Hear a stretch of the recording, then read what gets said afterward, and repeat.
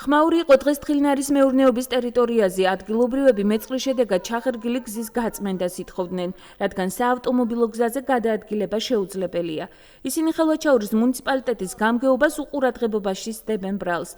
ადგილზე ერთიანი ნაციონალური მოძრაობის მაჟორიტარი დეპუტატობის კანდიდატებიც იმყოფებოდნენ. მოგვიანებით აქციაზე ქართული ოცნების წევრებიც მივიდნენ, რასაც მხარეებს შორის სიტყვიერი დაპირისპირება მოჰყვა. მათ ოპოზიცია პროვოკაციაში დაადანაშაულეს და განაცხადეს, რომ გზის გაწმენდა დღეისთვის იყო დაგეგმილი. მუნიციპალიტეტის გამგებლის მოადგილე კი განმარტავს, რომ დამეწყრილი გზების გაწმენდა ეტაპობრივად მიმდინარეობს.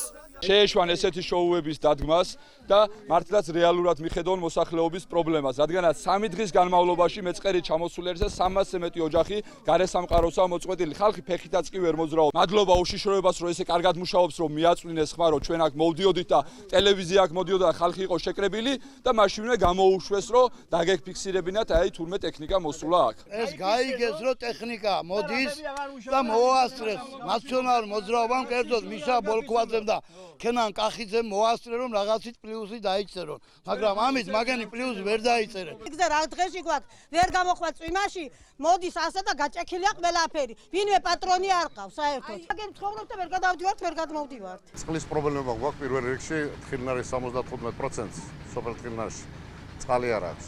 და პირველ რიგში გვინდა რომ წყლის მომარაგების საკითხი აღვადგინოთ.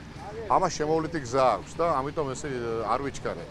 და ბუნებრივია ყველა ერთად საკითხის გადაწყვეტა ძალიან ძნელია.